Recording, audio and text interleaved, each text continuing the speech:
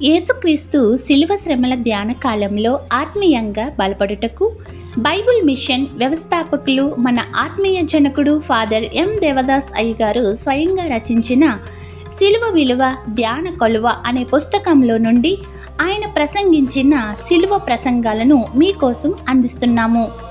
5వ దిన శిలువ ధ్యానాల కొరకు మన ఆత్మీయ జనకుడు ఫాదర్ ఎం దేవదాస్ అయ్య గారి ప్రసంగం. అంశం: శిలువ యందలి విశ్వాసము విశ్రాంతి. శిలువ విలువ ధ్యాన కలువ రచన సంపుటి నుండి మీకోసం శిలువ చెంతకు మనం ఎంత దగ్గరగా ఉంటే మనకంత విజయం కలుగునని ఆయన చెప్పిన మాట ప్రకారం మీకు 40 రోజుల ప్రసంగాలు వీడియో రూపకంలో మేము చేసే ఈ చిన్న ప్రయత్నముకు యేసు నామంలో విజయం కావాలని ప్రార్థించమని మా విజ్ఞాపన. దేవుడు మనలందరినీ దీవించును గాక. ఆమేన్. శిలువ యందలి విశ్వాసము విశ్రాంతి. గలతీయుల పత్రిక 2వ అధ్యాయం 17 నుండి 21వ వచనం వరకు. కాగా మనము క్రీస్తునందు నీతిమంతులమని తీర్చబడుటకు వెదుకుచుండగా మన పాపములుగా కనబడిన ఎడల ఆ పక్షమందు క్రీస్తు పాపమునకు పరిహారకుడు ఆయన. అట్లనరాదు, నేను పడగొట్టిన వాటిని మరలా కట్టిన ఎడల నన్ను నేనే అపరాధనిగా కనపరుచుకుందును కదా. నేనైతే దేవుని విషయమై జీవించి నిమిత్తము ధర్మశాస్త్రం వలన ధర్మశాస్త్రము విషయమై చచ్చిన వాడనైతిని. నేను క్రీస్తుతో కూడా సిలువ వేయబడి ఉన్నాను. ఇకను జీవించేవాడను నేను కాను, క్రీస్తే నా యందు జీవించుచున్నాడు. నేనిప్పుడు శరీరం ముందు జీవించున్న జీవితము నన్ను ప్రేమించి నా కొరకు తను తాను అప్పగించుకుని దేవుని కుమారుని అందరి విశ్వాసం వలన జీవించుచున్నాను. నేను దేవుని కృపను నిరర్థకము చేయను. నీతి ధర్మశాస్త్రం వలనైతే ఆ పక్షం ముందు క్రీస్తు చనిపోయినది నిష్ప్రయోజనమే.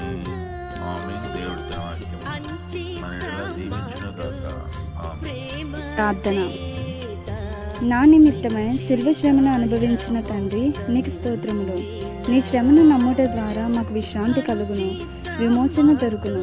అట్టి విశ్రాంతిని విమోచనను కలిగించుటకు నీ వర్తమానము ఇమ్ము. వందనములు. ఆమేన్. ఈ వాక్యంలో ఏమున్నది అనగా, క్రీస్తుతో కూడా నేను సిలువ వేయబడినాను. ఇంకను ప్రభువైన యేసు తనకు తానే సిలువ మరణమునకు అప్పగించుకొనడము ఉన్నది. మొదటిదిగా ఈ దినము ప్రభువునకు శ్రమ దినము, మనకు సంతోష దినము. రెండవది మనము కృతజ్ఞత చూపించే దినము, సంతోషముతో వందనములు ఆచరించే దినము. ఈ దినము సంతోష దినము కానీ దుఃఖ దినము కాదు. ఇది ప్రభువునకు బాధాకరమై ఉండెను, కానీ మనకు బాధ తీసివేసే దినమై ఉండెను. ఈ దినము యేసు ప్రభు చూపిన ప్రేమ నిమిత్తమై స్తుతి చేసే దినము. పరిశుద్ధ లోకములో పాపము ప్రవేశించినది, పాపం వల్ల వ్యాధి వచ్చినది, వ్యాధి వలన బాధ వచ్చినది, బాధ వలన మరణము వచ్చినది, తరువాత నరకము వచ్చినది. దీనికే రెండవ మరణమని నిత్య నరకమని పేరు. పాపం వల్ల సిగ్గు వచ్చినది, భయము వచ్చినది. సిగ్గు వల్ల దాగుకొనుట, భయం వల్ల దాగుకొనుట, దేవునికి దూరమైపోయినాము అనే చింత కలుగుట. దేవునికి దూరమైపోవుట కూడా మరణమే. ఇది గొప్ప మరణము, ఇదే ఆత్మీయ మరణము. పాపం వల్ల నేరము మోపుట వచ్చినది, సిగ్గు, భయము, వ్యాధి మొదలైన పాప ఫలితములు వచ్చినవి. పాపం వల్ల భూమి శపించబడినది, ముండ్ల పొదలు గుచ్చుకుంటున్నవి. శాపం వల్ల పండకపోతను బట్టి కరువు కలుగును. తెలియక అడుగు వేస్తే ముళ్ళు గుచ్చుకొనును. ఇది అజ్ఞానము. ఒక్కొక్కసారి తెలిసి కూడా అజాగ్రత్తగా ఉందుము. ఇది కూడా పాప ఫలితమే. ప్రేమకు బదులు కోపము, శక్తికి బదులు బలహీనత, పరిశుద్ధతకు బదులు పాపము, శుభ్రతకు బదులు అనాగరికత, జ్ఞానమునకు బదులు అజ్ఞానము, అజాగ్రత్త, జీవనమునకు బదులు మరణము, స్వతంత్రతకు బదులు విచ్చలవిడిగా తిరిగి మతి చెడిపోవుట మరియు అవిధేయత. పైవన్నీ పాపం వలన వచ్చినవి, కానీ చివరకు ఇవే పాపములైపోయినవి. జ్ఞానం యొక్క కళ తగ్గినందువల్లనే మనం బైబిల్ చదువుచున్నాము, కానీ సరిగా గ్రహించలేకపోతున్నాము. మన శక్తికి కళ తగ్గినందున పెద్ద పులి వస్తే పారిపోతున్నాము.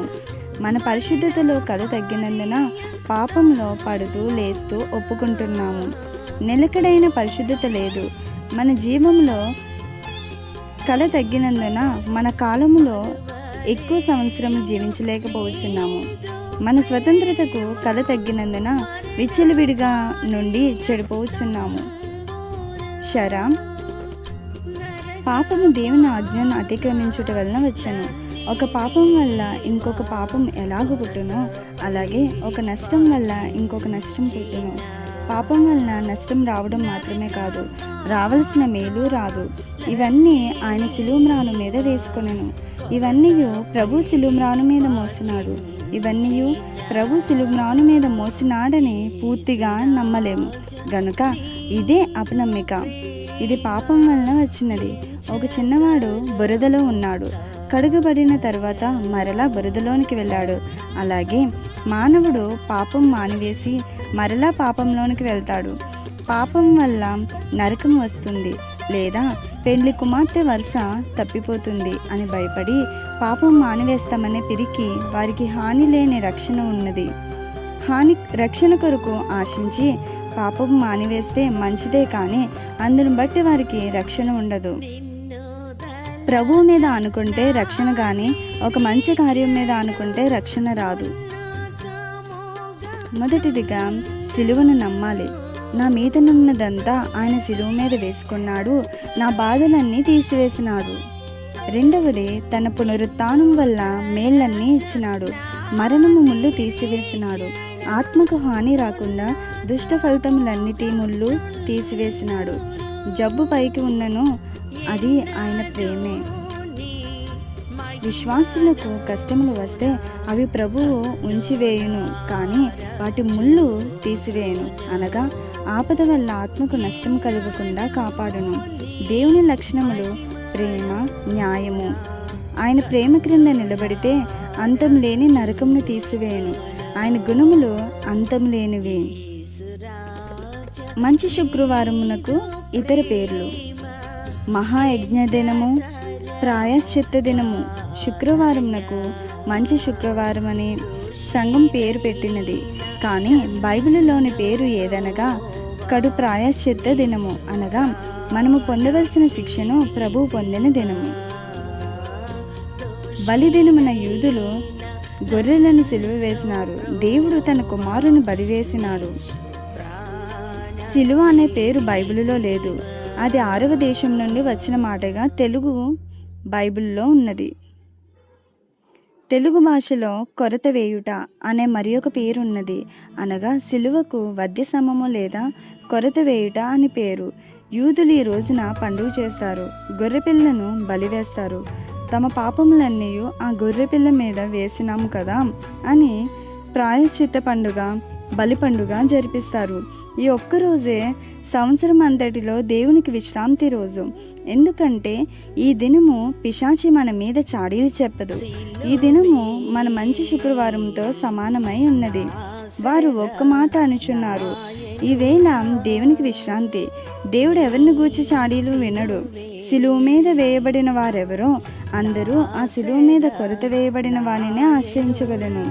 సిలువ మీద ఆయన రక్తం ఎవరి కొరకు దారిపోయబడెను? అందరి నిమిత్తమే, కానీ విశ్వాసులు మాత్రమే దాన్ని నమ్ముచున్నారు. ఆ సిలువ మీది రక్తము తన చేత కాచబడినని అపవాది తన సైన్యంలోని వారిని ప్రేరేపించును అని మనిషి దగ్గరకు మనిషిలో ఉన్న దుష్ట నైజంను ప్రేరేపించును. గనుక దుష్ట నైజం గలవారు ఆయన సిలువను ఒప్పుకొనరు. గనుక ఈ సిలువ ధ్యాన కాలంలో మన దుష్ట నైజమును సిలువ వేసుకొనవలెను. అట్టి ధన్యత నేడు సిలువనాథుడైన క్రీస్తు ప్రభు దయచేయును గాక. ఆమేన్. ఇంతవరకు మన ఆత్మీయ జనకుడు ఫాదర్ ఎం దేవదాసయ్య గారు చెప్పిన శిలువ ధ్యాన పాఠం శిలువనందలి విశ్వాసము విశ్రాంతి విని ఉన్నాం. ఈ శిలువ పాఠములు మన విశ్వాస జీవితమునకు శిలువ ధ్యానమునకు ఎంతో ఉపయోగపడతాయి. కావున వినండి, ధ్యానించండి, ప్రార్థించండి. ఇప్పుడు శిలువ ధ్యాన కీర్తన విందాం. అందరికీ మరణాత. యేసురాజా యేసురాజ నీదు ప్రేమ ఎంచతరము కాదయా దోషినైన నన్ను ప్రోవా నీసు ప్రాణ మిడితివా దోషినైన నన్ను ప్రోవా నీసు ప్రాణ మిడితివా మంచివాని కోరకోనొకడు మరణమందు తరుదుగా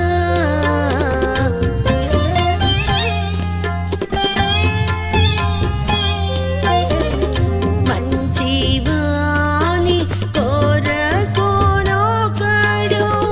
మరణమందు తరుదుగా అంచితమగు ప్రేమ చేత మించి గాయము నందిన అంచితమగు ప్రేమ చేత మించి గాయము నందిన యేసురాజ నీదు ప్రేమ ఎంచతరము కాదయా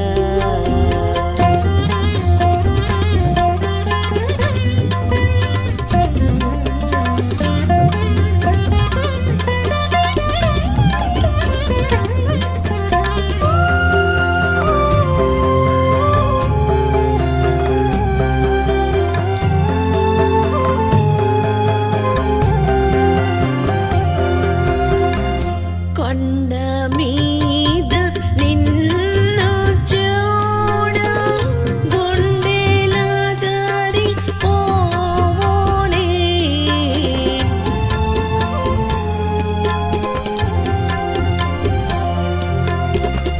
కొండ మీద నిన్ను చూడ గుండెల దరి పోవోనే నిండు ప్రేమ చేతనవకు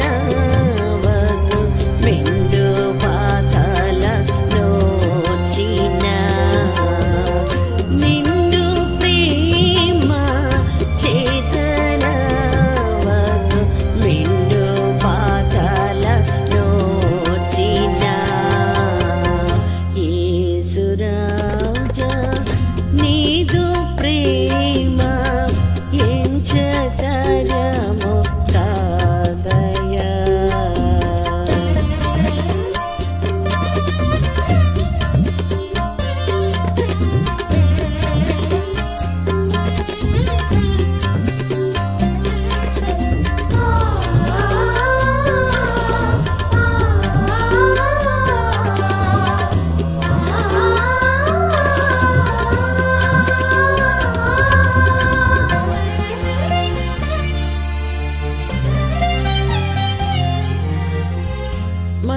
మరువలేను నీదు ప్రేమ మరణ పర్యంతమున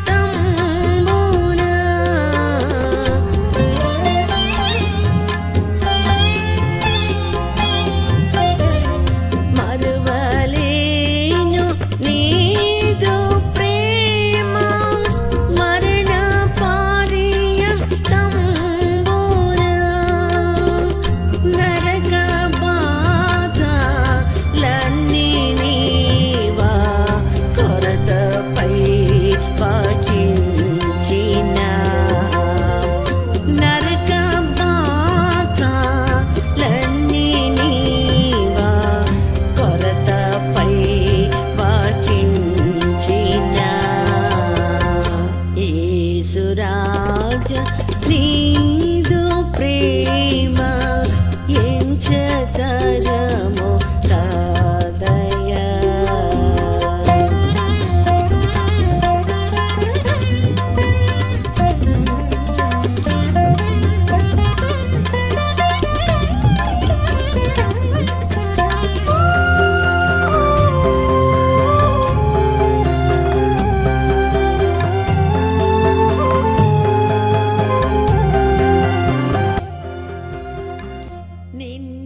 దలచ